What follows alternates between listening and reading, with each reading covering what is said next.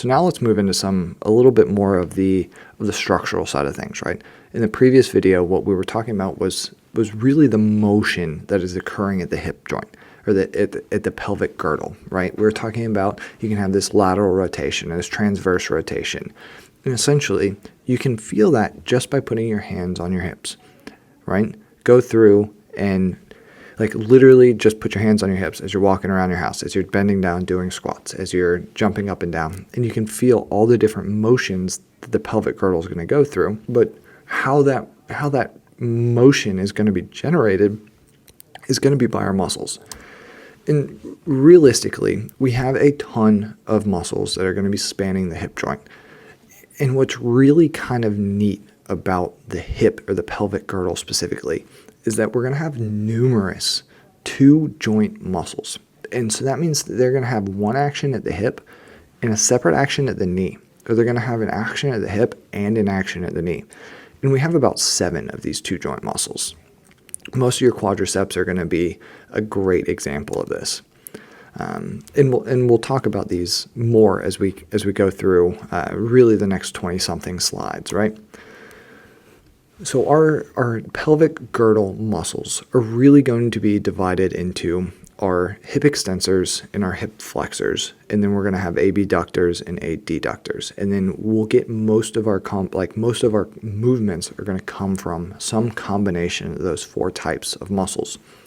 Our hip flexors, if you're laying on your back, or really if you're standing up, are going to be responsible for moving the thighs towards the trunk, or going and decreasing the hip angle, as you can see here, A and B. So here, the hip angle has been decreased. So we actually have a hip flexion position. And this is going to be our hip flexors completing this motion, right? So it's going to be anything that spans the hip on the anterior side and pulls the thigh towards the chest. Our hip extensor muscles are going to be used opposite, right? So our hip extensors are going to be used for extending the hips and crossing around the backside of the hip. So something that I want you guys to pay attention to that gets a little bit goofy when we're dealing with the hip is how we're loading the hip joint and how we're loading the knee joint with gravity. So as we're going through passive motion, or as we're going through just like a range of motion, I want you to pay attention to where the load is actually being applied. So as we're going down in a squat, so let's say that we're doing a squat. You go from the up position, standing straight up and down, full extension, down into the bottom of a squat. Technically, you've gone into knee flexion and you've gone into hip flexion, right? The trunk has moved forward, the thigh has been brought towards the chest, towards the thorax, and the knees are now in a flex position. Does that mean that our hip flexors and our knee flexors have been the predominant movers here? No. What's actually been the predominant mover here, or in control of the movement, has actually been the hip extensors and the knee extensors. They've just been eccentrically contracting. So they've actually been controlling the negative portion of this and controlling the resistance of gravity. Does that make sense? Let's talk about the muscles on the anterior side. On the anterior side, the muscles that are going to span the hip and cross and really can help control the pelvic girdle are going to be our iliopsoas, our pectineus, our rectus femoris, and our sartorius. You should remember that, at least from your exam, sartorius was on there because it's a strap-like muscle. It's actually going to kind of look like a strap to help hold the thigh in, is what it really looks like. So just to kind of frame where these muscles are at, on the anterior side, our pelvic girdle muscles, our hip joint and our pelvic girdle muscles are going to be predominantly responsible for hip flexion, right? They're on the front. Their line of pull is going to be serving to pull our thigh towards our sternum, or our thigh towards our thorax, or our thigh towards our chest, right?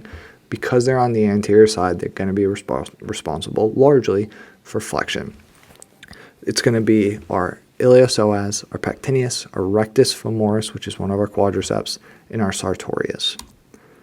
On the medial side of our legs, we're going to be responsible for bringing the leg back into the middle, right? We contract from insertion towards origin. So if we're on the medial side of things, the line of pull is going to be working to pull from the pelvis to the knee and bring the leg back in towards their body.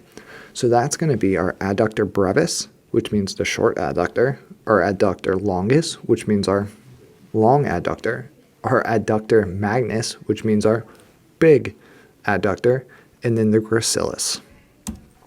On the posterior side of things, we're going to have our glutes, our Gluteus Maximus.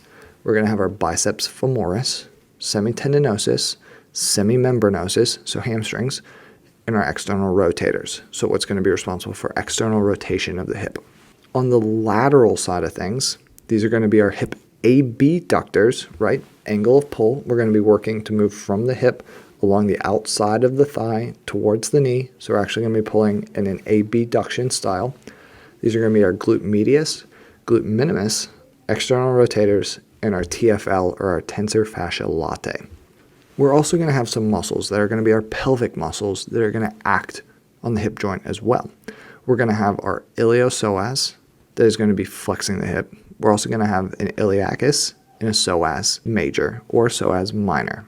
We're also going to have the glutes, so we're going to have glute maximus, gluteus minimus, gluteus medius, TFL, and then there's also going to be some really deep internal and external rotators as well. When it comes to the muscles of the thigh, we're going to be able to divide the muscles of the thigh into three predominant compartments. We're going to have an anterior compartment, we're going to have a medial compartment, and we're going to have a posterior compartment. The anterior compartment is going to be our knee extensors and our hip flexors. The medial compartment is going to be our hip adductors, and our posterior compartment is going to be our hip extension and our knee flexion. As we're getting into the anterior compartment, we're going to have predominantly knee extensors, just like we just talked about, right? And this is going to be our rectus femoris, which is biarticular, which means that it spans the hip joint and the knee joint. We're going to have our vastus medialis, which is going to be in the middle, vastus intermedius, vastus lateralis, and our sartorius. Just a quick note. Sometimes you'll see vastus medialis as vastus medialis oblique or VMO. VMO is more like the bro science way of referring to it, and it's like the teardrop shaped muscle. Some people call it either one, depends on what scenario you're in. And then our posterior compartment is going to be that hamstring group, really, when it comes to the thigh.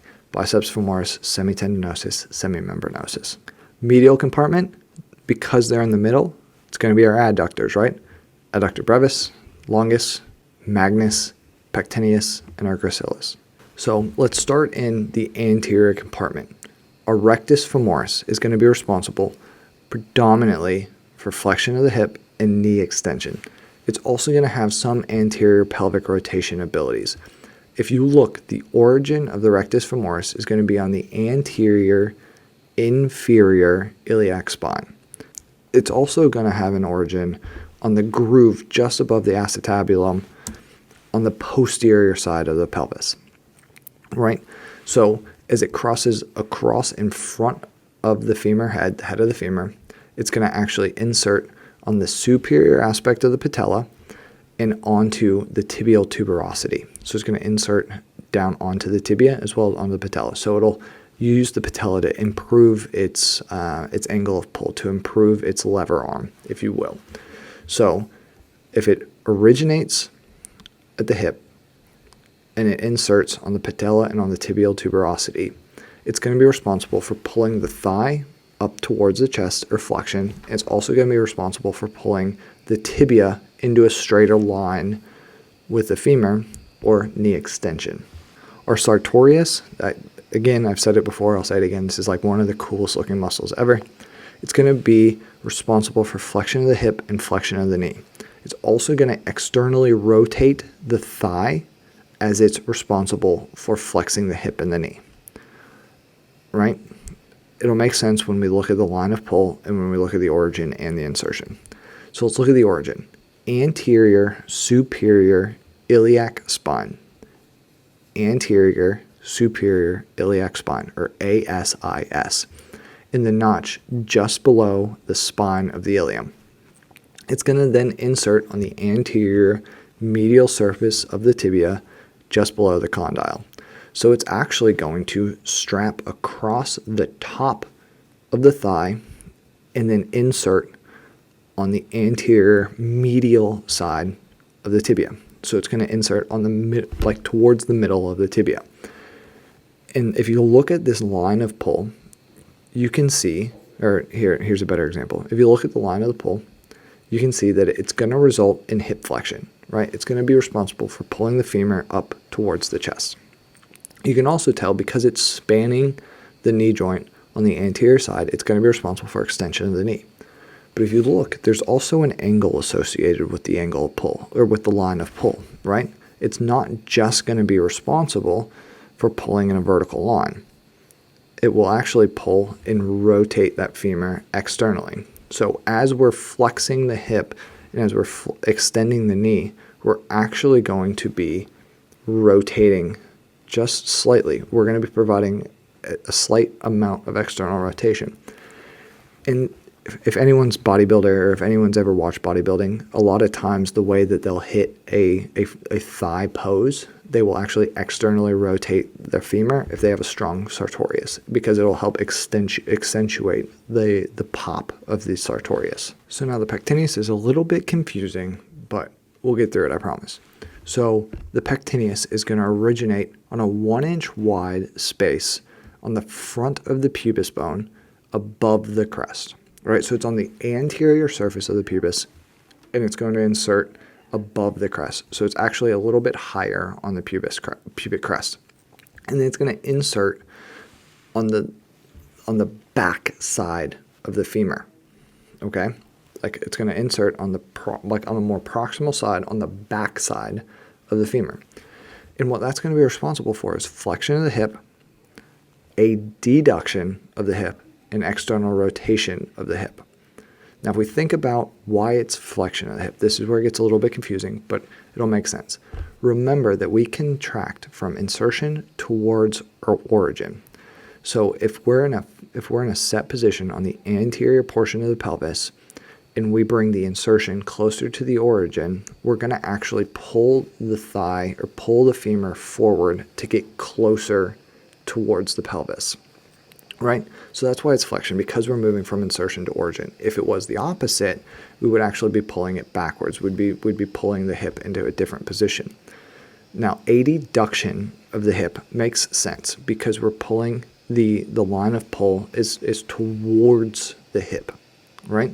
And then external rotation of the hip, because we're inserting on the posterior side of the femur, we're actually, as we're contracting and as we're shortening from insertion towards origin, we're going to take and rotate that femur, right? The line of pull is actually going to spin the femur. Our adductor brevis is going to do exactly what it sounds like. It's going to be responsible for adduction of the hip. And because it has an origin on the front and an insertion on the back, it's going to actually help to externally rotate the hip as it's adducting. So as we're bringing the hip in, we're also going to be externally rotating that hip as we're bringing it in. So it's adductor brevis. The adductor longus, again, responsible for adduction. It's going to have an origin on the anterior pubis just below the crest, and then it's going to actually have an insertion on the back side of the femur along the middle line of the linea aspera, or along the middle third of the linea aspera. And this is going to help with that external rotation of the hip again, from the front of the pelvis to the back of the femur, external rotation. It's going to be responsible for adduction of the hip. It's also going to be responsible for some anterior pelvic rotation. We're going to actually pull the pelvis forward with this motion. Our gracilis is another really good adductor. It's going to go from the anterior medial edge of the descending ramus of the pubis, right? So it's just on the bottom third, bottom 2/5 or whatever it was again, of the pubis, and it's going to insert on the anterior medial surface of the tibia. And so our line of pull is pretty close to vertical. So we're going to be responsible for adduction of the hip and some internal rotation, not a ton. Our semitendinosus, so now we're getting into our hamstring, so we're going to be on the back side of things. It's going to have an origin on the ischiotuberosity, and it's going to insert on the anterior medial surface of the tibia.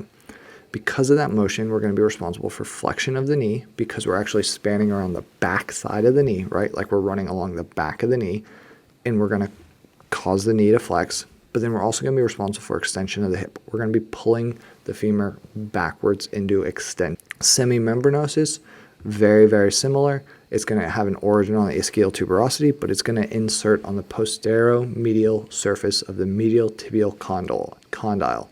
So you can see that the origin is going to be the same, but the insertion is just a little bit more proximal for the semimembranosus. And if you also look, it's a little bit, the muscle belly is a little bit further inferior. The biceps femoris is going to have a couple of different origins. It's going to have two predominantly. Bicep, remember, two heads. It's going to have a origin on the ischial tuberosity, which is going to allow it to cause and induce hip-based movements. And then we're also going to have an origin on the lower half of the femur, on the back side of the femur, on the posterior side of the femur. This is going to be responsible for driving knee flexion, and this is going to be responsible for driving hip extension. It's super important that this is creating the two heads of the hamstring, or of the bicep femoris. Now our glutes, most people know what our glutes are for, but our glutes are going to be predominantly responsible for extension of the hip and some external rotation of the hip as well. And if we look at it, the origin of the glute is going to be essentially along the entire rear crest, sacrum, and coccyx. So it's going to have a really wide origin, and then we're also going to have a really wide insertion along the oblique ridge of the greater trochanter, as well as tying into the iliotibial band of the fascia latae. But in general, you can see that the line of pull is going to be responsible for pulling the femur back, but it's also going to be responsible for pulling the femur towards the coccyx and towards the sacrum. So it's going to be responsible for externally rotating that femur. Our glute medius, or gluteus medius, or glute med, is going to have an origin on the ilium just below the crest, but on the posterior surface, and it's going to insert on the posterior and middle surfaces of the greater trochanter. So it's a little bit smaller than our glute maximus, but it's going to have pretty important roles as well. It's going to be responsible to be an abductor. So if you look, it's actually going to be the angle of pull here is going to be working to pull up on that trochanter. So it's actually going to rotate the head of the femur inside the acetabulum, and it's going to abduct, but then it's also going to be responsible for some rotation as well. Our glute minimus is going to have, again, an origin on the ilium, on the lateral surface of the ilium, but it's going to be lower than the glute medius. So the glute max has a really wide origin on the ilium. The glute medius has a really wide insertion that's up around the iliac crest. The glute medius is going to have an origin that's going to be just below the glute medius, right? So the glute minimus just sits just below the glute medius. And again, it's going to have an insertion on the greater trochanter of the femur. So as the insertion moves towards the origin, we're going to take and pull the trochanter vertically, and we're going to actually induce abduction. There's also going to be some rotation that's going to be built into here, as well as some flexion. Our tensor fascia latae, or our TFL, is going to run along the outside of our thigh, along the lateral kind of quarter or quadrant of our thigh, and it's going to have an origin on the anterior iliac crest, and it's going to insert all the way down on the iliotibial tract, or Gerdy's tubercle, right? So it's going to insert right where the fibula is coming into play as well. And this is going to be like, you know how people often like roll out and use foam rollers and stuff like that. TFL is a fiber that a lot of people tend to go after. It's going to be responsible for abduction of the hip, as well as flexion of the hip, because it's going to kind of run along the front half. You see how it's kind of running over the anterior aspect of the femur. So it's going to be responsible for some weak flexion as well. It's going to also have some rotation abilities based on the angle of pull. Getting deep into the rotator cuff, if you will, the rotator muscles of the hip, we're going to have several. We're going to have 6. We're going to have a piriformis, gemellus superior, gemellus inferior, obturator externus, obturator internus, and then quadratus femoris. So that's the hip. Again, flashcards help. learning line of pulls, learning origins and insertions, all that's going to help you. If you have questions, reach out. You know I'm always here.